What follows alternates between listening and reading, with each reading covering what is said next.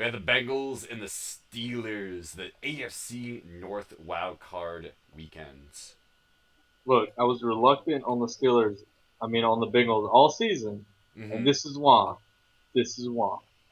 Oh, you mean this game proved as to why you're Yeah, reluctant? like why I've been reluctant on because anytime we're in crunch time, they blow it. They're not a bad team by any means. I mean, they made the playoffs. They Yeah, keep making the playoffs, they won the but division. they can't win when it really matters for Now, whatever reason. well, there is a reason why they lost this game, and we all know it. Hey, it was Saturday night, and that's usually the fight nights, right? And Yep. I think that the Steelers and the Bengals decided to provide since the UFC took the weekend off. You know what's even better is um, the last time these two met up and they fought, like a whole bunch, and there's even a fight that broke up before the game even started. Right. That it was the day after the Conor McGregor and the um, Yeah, it you was know Aldo. and Aldo. Aldo, yeah, like that was the day after that fight happened, and then they like those teams were fighting. I was like, wow, everybody must have been a big UFC fan yesterday because everybody else is fighting. They were all pumped, and they're just like, yeah, "Yeah!" yeah, pretty much.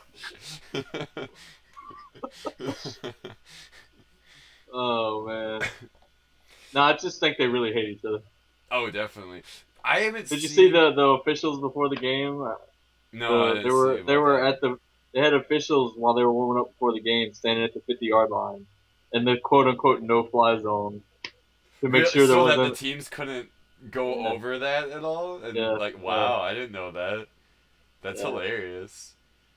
I don't think I've seen a hatred for two specific teams, and I'm talking like a yearly team since honestly the Vikings and the Packers and during the '90s. They Well, remind me of that. Pittsburgh and Baltimore up at, like recently were pretty chippy too. Yeah, and I think those two mostly is because like. Granted, yes, they're in the same division and they had their whole divisional thing, but those two were always aggressive with each other during the playoffs because those two always made the playoffs together. So Right. that's what always kind of like what it came down to. And I'm just talking about like even during the regular season, it just reminds me a lot what happened to the Packers and the Vikings during the '90s. I'm talking like the Dante Culpepper and the Randy Moss and Antonio Freeman and Brett Favre, like that whole group, like for those teams played dirty with each other. But then again, I also don't remember those teams just getting into flat out fist fights with each other.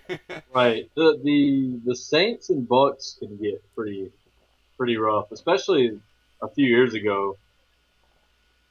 It's still pretty chippy. I don't know if it's as bad as it used to be because hmm new coach and stuff like that. Yeah, well, not anymore. Lovey Kind of, Smith is already gone. well, I mean, it kind of changed the culture in Tampa a little bit It though. did, yeah, Tampa used to be kind of dirty in my opinion.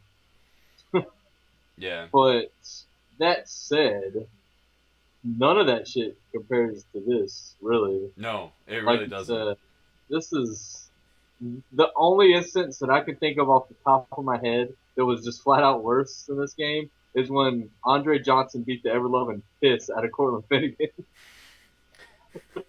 Like that's the only incident that I can think of that was like worse than the stuff happened in this game. Right. Maybe Odell Beckham Jr. the way he acted a few weeks ago Oh yeah, I with guess. Norman. Yeah, This was like the whole team though. It wasn't just right. this wasn't two That's what guys. I was gonna say too. Is like those are just two specific players, but this is like everybody was getting involved a little bit in some way or And another. it just culminated in that shot on Antonio Brown, really, Ooh, that blew the game for the that Bengals. was the end. Right? I mean,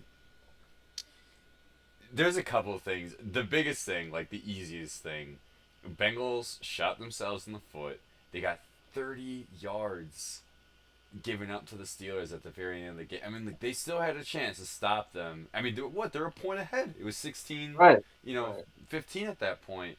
They're a point ahead. All they had to do was just stop them.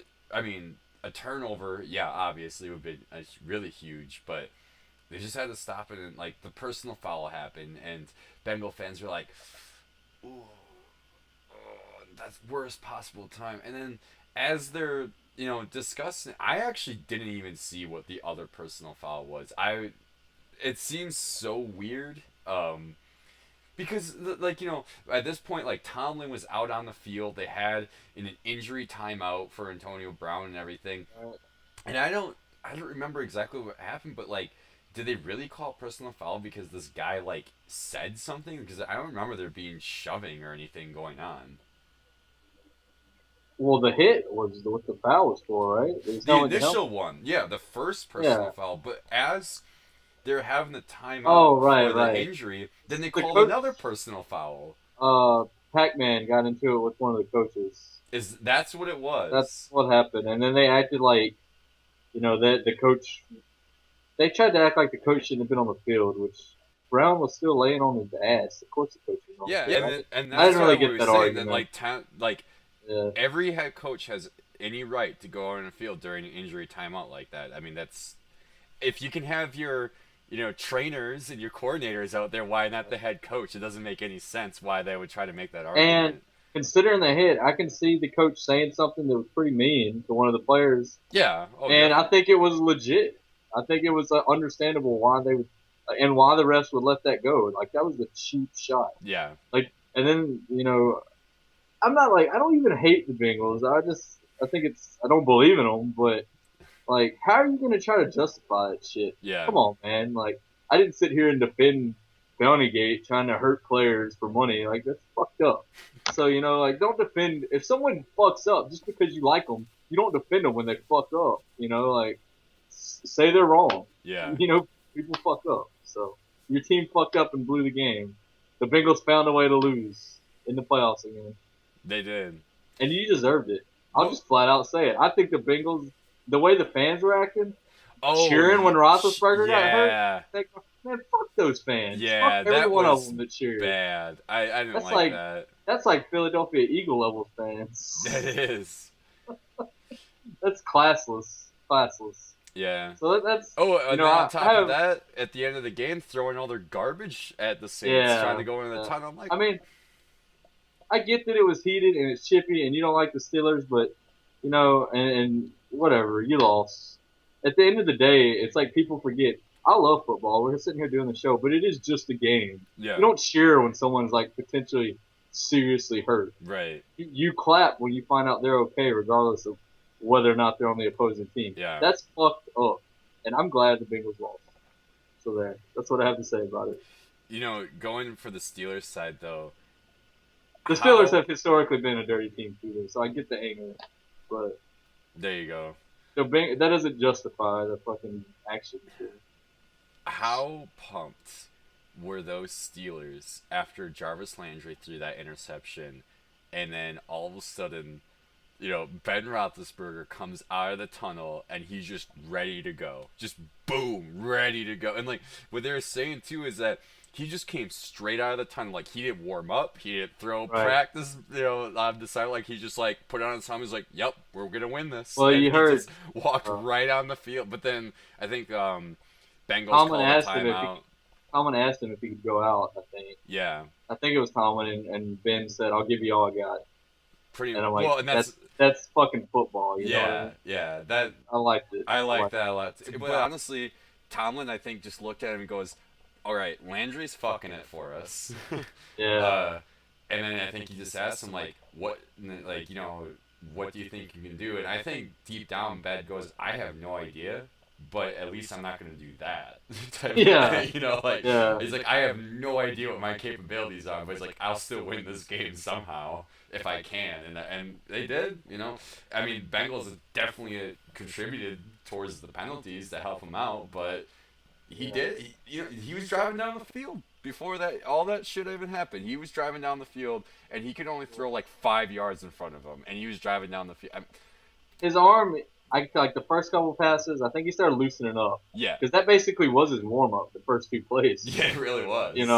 I mean, all that said about the whole game, it was, I guess it's what you would call like a Pyrrhic victory, because it was at a very high cost injury wise. Oh, yeah. Pull this one out, and things look pretty bad for him next week. Yeah, going against the Broncos, I mean, okay, Steelers going to have to go against a tougher defense. and you don't have Antonio Brown. Ben Roethlisberger is not in 100% condition. You don't have Le'Veon Bell. You don't have uh, Williams or anything. Uh, What do you do? You know what? Probably lose. Yeah, I mean, Honestly. honestly, and you could try to be like, oh well, we're fine without D'Angelo Williams and everything. He's like, were you? Because I think they had what 60 yards rushing Yeah, total, no. maybe. I mean, They were it not wasn't fine. anything great, and even the passing up until the second half, first half passing on both sides of the field. I mean, for both teams was nothing. I mean, even AJ McCarron. Bengals didn't score until the third quarter, the end of But the yeah, third and it was quarter. because the Pittsburgh fouled the shit out of one of the receivers, and they got like a huge pass interference call. Yeah, And I think it was like a 40-yard call or something like that. They right. put the Bengals right there. So So I mean, like even you could always like questions like, well, would the Bengals had a better shot if Andy Dalton was there? I don't know. Maybe you would have. honestly, despite like all that happened, I feel like because of the health issues Pittsburgh has, I might be wrong. Broncos might lose. Pittsburgh might pull another one out of their ass. Yeah, that'd be But I insane. honestly think the Bengals would have had a better chance if they had won next week because they're in better shape. Just Yeah, overall, you know, yeah. it's If gonna be Bengals would pretty have won rough. this game, I agree with you. I think they would have a better shot against the Broncos than the Steelers do right now. I mean, all your starters are injured. I mean, every key player that you have on offense is injured. Although, what we haven't talked about is the somersault touchdown of Right. Martavius Bryant. So I guess even without Antonio Brown, that was probably the craziest touchdown catch I've ever seen in my entire And life. unless there ends up being like a crazy reception that decides one of the games or something, Yeah. that's probably going to be the most memorable catch this postseason. Yeah, the postseason especially. Yeah. Right. Maybe the whole season, It but definitely the postseason. that catch, I Like I think, said, if we're unless going there's to like talk about memorable of the whole season, I think the Richard Rodgers Hail Mary catch probably is going to win most memorable. The magic in Motown, they call it the miracle in Motown. right, But this game, that catch for playoffs of all, this year especially, maybe this decade, maybe. I mean, that was just, I don't even know yeah. how to even You ever describe it. notice how miracles always seem to happen to the home team and not for the home team? Like the miracle in Yeah, Music City does not favor the Titans at all. You know, yeah. I mean I not guess the that's Titans. weird. They're the miracle. I mean the Meadowlands. The miracle in the Meadowlands doesn't favor the Giants. I Anyways, never even thought about that. but yeah, um, this was it was a really interesting game, and I think in the fourth quarter especially. That's kind of Yeah. how honestly most of this week went. It didn't really get interesting until the fourth quarter, like Did real you know interesting. what's crazy? It wasn't until the last game of which was the Redskins and the Packers was the first game that someone made an offensive touchdown in the first In the first quarter half. or in the first half. That a home team did. Yeah, yeah. Yeah, yeah. But That's still, crazy. uh, I guess it is wild. um, the other thing I was gonna point out too is crazy as Martavius Bryant's, which by the way, I can't even like. I don't have the commentary skills to describe how insane that catch was. So go watch it. Just You know what? look it up as soon as this video is. I'm gonna play devil's advocate for 1 second though. Uh huh. As impressive as it was that he managed to keep the ball, like did a somersault and like pulled the ball between his legs and managed to hold on to it. Kind of would have been more impressive if he just fucking caught it. But like in a way, like people were like, "Oh, it's so impressive." It was cool and it was crazy, but it was almost more luck than anything. Like, I think more. bro, I think there's more than just luck there that was was. behind I that. mean, obviously there was skill involved, but Yeah. I mean, I don't know. He just fucking caught it. That's what you want a receiver to do. Just Oh. the only reason he had to do that was because he kind of juggled it in the first place. Well, So, okay. so Then you know what? I'll take what you're saying, and what I'll add that to what I was about to say is AJ Green had a great reception in the end zone too. he did. But they lost, so no one cares. Well, that what I was gonna say is it's overshadowed by this Martavius Bryant catch a little bit, but he did have one. But You then, are you remember? saying that the AJ Green catch maybe is slightly better because he did what he's supposed to do and he caught it and jumped over the two receivers and went, right here? And Yeah. are you saying Well, that in then a that way, I catch mean is better? that takes more skill, right? To beat two men and At jump least up you and catch know the that ball. that was pure skill instead of. Exactly. You know what? I can It's more sort of see it. impressive in that way. It's the somersault catch is just different. I think that's why it caught everyone's attention. Well, it's never been It's done before. it's like the dude that like, what was it last year when the guy caught the ball like with his thighs? Yeah, You that was know? Suggs. That was Terrell Yeah, Suggs in the that was playoffs sucks. against the Right, Steelers. right. So like that was crazy, but that one was probably more luck than skill than this Oh one god, yeah, was. it was. Because But it was like you a know, defensive linebacker, so he it had no wasn't. idea. I don't know. It wasn't like Odell Beckham with three fingers getting interfered with, pulling a ball in, way overthrown, like Not looking, yeah. uh, putting his feet down. It was cool though. I'm like just saying it wasn't the greatest catch of all time before we lose our fucking shit here. That's all I'm saying. Okay, alright. I'll, It was I'll, definitely the I'll most agree with memorable. that. I see where you're coming from with that. I Right. don't know if I 100% agree with it, but I do. I see where you're coming from in that. Well, And I'm also just kind of playing devil's advocate. I actually thought it was really fucking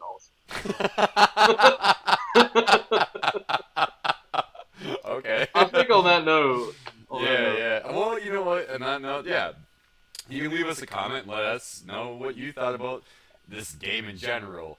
The catches that was involved between AJ Green and Martavius Bryant.